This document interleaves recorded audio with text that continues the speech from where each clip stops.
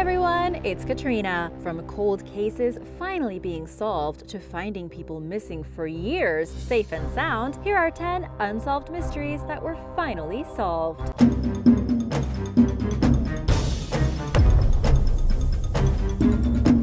Number 10. McStay family. On February 4th, 2010, 40-year-old Joseph McStay, his wife, 43-year-old Summer, and their two preschool-aged sons, Gianni and Joey Jr., disappeared from their Fallbrook, California home. Their cherished family dogs were left outside in the cold, and food was left on the counter half prepared. But where did they go? How does a family just vanish? Joseph was apparently well-liked and ran a successful water fountain business with an associate. Summer was a real estate agent. It seemed like they would be back any minute, but after a couple of weeks, no one had heard from them, and family members were extremely concerned. There was no sign of a struggle in the home or forced entry. Shortly thereafter, the McStay's vehicle was discovered abandoned near the U.S.-Mexico border, leading investigators to suspect that they had deliberately left the country. But why? They had $100,000 in their bank account that hadn't been touched. An international search failed to find the family, who remained missing for the next 3 years and 9 months. It was quite the mystery, especially to Joseph's mother. There was just no way the family would leave and take the grandchildren and never call. One day, a dirt biker found a human skeleton in the desert. Authorities uncovered the remains of all 4 family members, who were tragically beaten to death, as well as a sledgehammer buried along with them. Charles, or Chase Merritt, Joseph McStay's business partner and the last known person to have seen the deceased man, was arrested for the murders. Numerous small signs pointed toward him as a viable suspect, including writing a book about his supposed theories, like that Summer was poisoning her husband. He spoke about Joseph in the past tense, even though no one knew for sure that he was dead. But the most incriminating evidence was the discovery of his DNA in the family's car and his cell phone giving signals near the family's burial site. Merritt was found guilty of the crime and was sentenced to death last year. He continues to assert his innocence and challenge his conviction. Prosecutors argue his motive was greed and that he had been embezzling from the family for years. Joseph confronted him, and somehow Merritt was able to make the entire family disappear.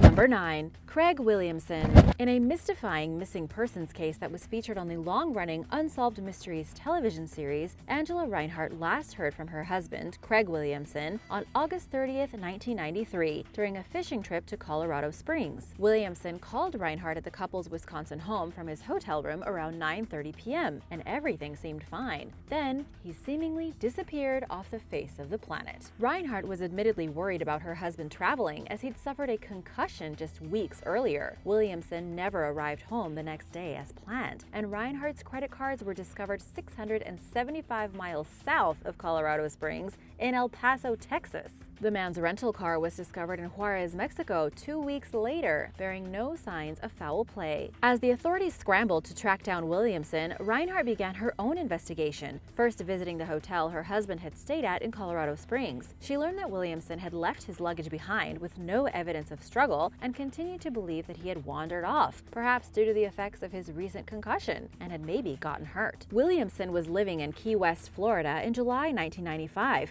when he spotted himself on an Unsolved Mysteries rerun. Can you imagine? He contacted the show and explained that he developed amnesia after being mugged in Colorado Springs and remembered almost nothing from before the attack. The man claims to have awoken in the hospital under the name Ron, thereafter aimlessly wandering the U.S. until he settled in Key West as a diver. Williamson reunited with Reinhart, but his memory of her supposedly failed to return, and the couple divorced. Authorities remained suspicious that the man staged his disappearance to free himself of his debts and other obligations as a business owner and start fresh. What do you think? Let me know in the comments below. Number 8. David Lee Niles. A 72-year-old Michigan man named David Lee Niles disappeared one night in 2006, shortly after being diagnosed with cancer and while suffering from depression. He abruptly exited a bar after meeting with a family friend, and for nearly the next decade, he remained missing, with no apparent clues to his whereabouts. Niles' family had all but given up by 2011 when they assumed the worst had happened and published an obituary online, despite no body having been found. In 2015, a worker named Brian Hausman, who was in a cherry picker decorating a giant outdoor Christmas tree, spotted a sunken car in a nearby pond, about a half-mile from where Niles was last seen. After double-checking the car's presence using Google Maps, police commissioned a wrecking crew to retrieve the submerged vehicle and discovered skeletal human remains in the front seat, which they tentatively identified as Niles by his wallet and ID. After 10 years, it seems that Niles took his own life, as foul play was not suspected. However, his cause of death remains undetermined.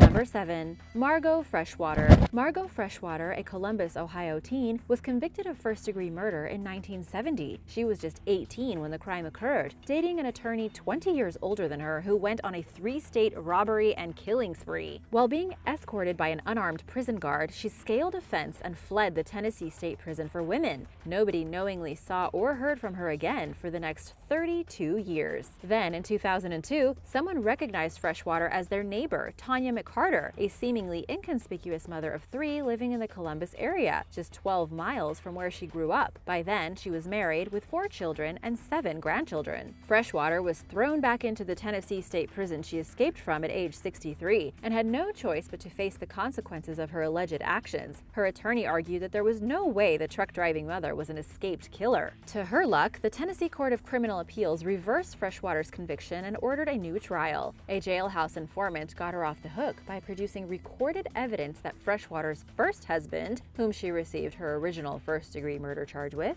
acted alone. Number 6. Carlos Sanchez Ortiz de Salazar. Dr. Carlos was a gifted multilingual psychologist and physician from Seville, Spain, who vanished in 1996. The mild-mannered, studious man stopped showing up for work, and for the next 14 years, his devastated family and friends searched desperately for him, but their efforts were unsuccessful. They remained dedicated to finding Dr. Sanchez, however, even after the authorities gave up and labeled him as presumed dead. 5 years later, a group of hikers searching for mushrooms outside Tuscany, Italy, discovered a trail of garbage leading to a campsite containing a tent, buckets for collecting rainwater, and someone's belongings. A dirty, disheveled man with a long beard emerged from the tent. Unsure if he was dangerous, the hikers left the scene and contacted a forest ranger to report what they had witnessed. The forest ranger questioned the man, who produced an ID showing that he was the long-missing Dr. Sanchez. He had been living at the site unbothered since 1997. And wasn't happy about being found. Dr. Sanchez assured the forest ranger that he would be leaving now that he was discovered, and sure enough, that's just what he did after the ranger took photos of his ID and left. The doctor's elated family flew to Italy to try making contact with him. Unfortunately, by then, he had disappeared from the campsite, leaving behind his tent along with garbage and some belongings. Because Dr. Sanchez disappeared voluntarily, the local mayor announced that the authorities would keep an eye out for him, but would not actively search for the man. He has not been seen since. This mystery, like many, led to more mysteries. Why did Dr. Sanchez disappear in the first place? And where did he go after the hikers discovered him? At the very least, it gave his family the slight closure, I guess, of knowing that he was still alive and that he vanished on his own accord.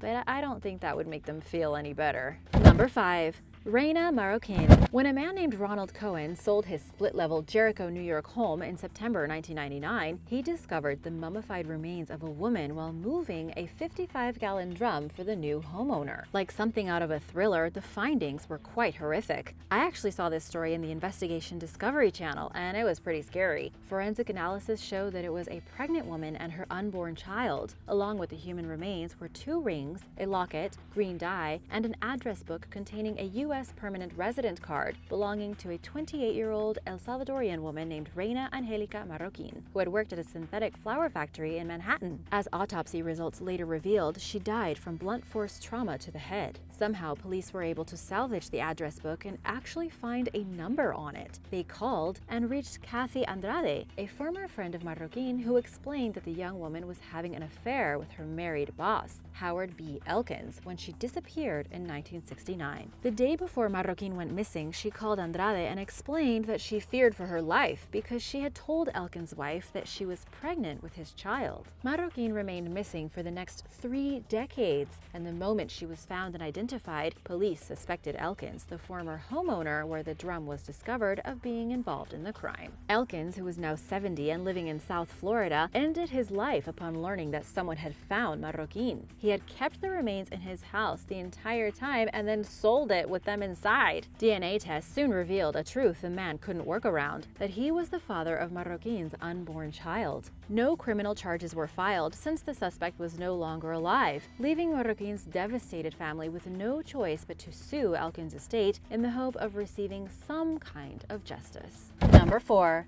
Gabriel Nagy.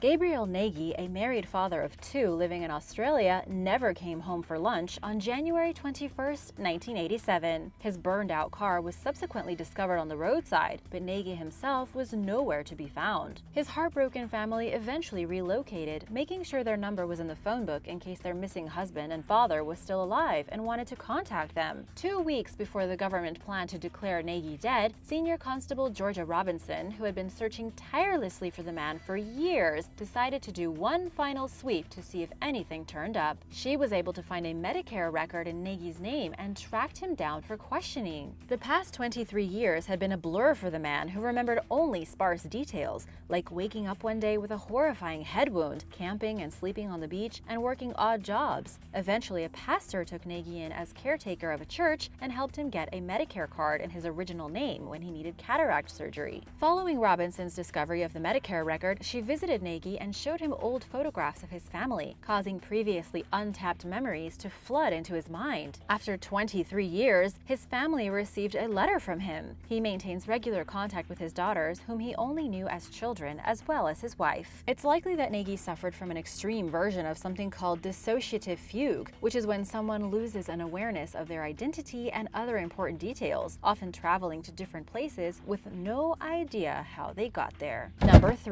The Buckskin Girl. In April 1981, the body of a young auburn-haired woman wearing a buckskin coat was discovered along a highway near Troy, Ohio. Nicknamed the Buckskin Girl, investigators determined that she had died recently, just hours before, but they had no idea who she was, and the case quickly grew cold. They had the body, but no case really. Nothing had been reported. An autopsy determined that the mysterious woman succumbed to strangulation and blunt force trauma. A modern DNA analysis of a blood sample which had sat in storage since she disappeared in 1981 led to the victim's identification 37 years later as 21-year-old Marcia L. King of Arkansas. Despite the tremendous progress authorities often make thanks to the advent of DNA technology, not all questions can be answered when it comes to the Buckskin Girl's death. As of yet, investigators are unable to determine her killer, but at the very least, her identity was returned to her. Number 2. Pamela Jackson and Cheryl Miller. On May 29, 1971, 2 17-year-old Vermillion, South Dakota women named Pamela Jackson and Cheryl Miller disappeared while en route to a party in a 1960s Studebaker Lark. Nobody knew what happened to the girls, and their disappearances remained a mystery for decades. Much to the world's surprise, in 2007, a South Dakota penitentiary inmate named David Lycan was indicted on murder charges in connection with Jackson and Miller's disappearances. But investigators determined that alleged recordings of Lycan's confessions were faked and dropped the charges against him the following year. In 2013, a Studebaker containing human remains was pulled from Brule Creek after a passerby noticed the submerged vehicle thanks to low water levels and called authorities. The remains were later identified as belonging to Pamela and Cheryl, meaning their loved ones' more than 40-year search for answers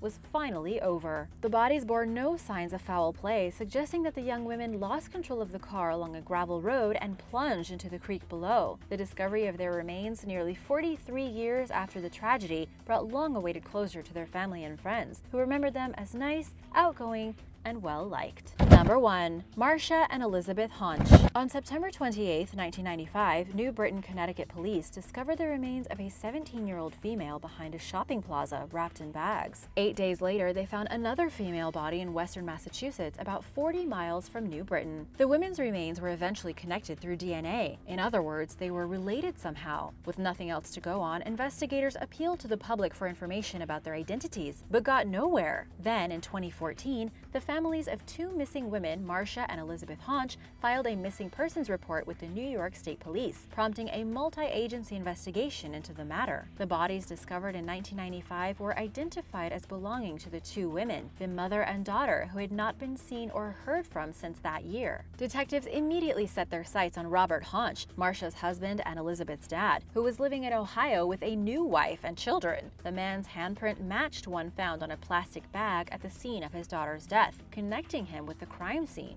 Around the time Marcia and Elizabeth disappeared, Robert had told people that they moved to Australia and that he planned to tag along as soon as he got a job there, but the suspected truth was that he had killed them, discarded their remains, and moved on with his life. Meanwhile, Robert feigned amnesia, claiming that he remembered very little of that portion of his life. Authorities in Connecticut and Massachusetts arrested Robert Honch for the murders of his wife and daughter. He is currently doing a life sentence for his crimes. Thanks for watching! Would you like to see more videos like these? What's your favorite true crime show? Let me know in the comments below and be sure to subscribe if you haven't already. See you next time!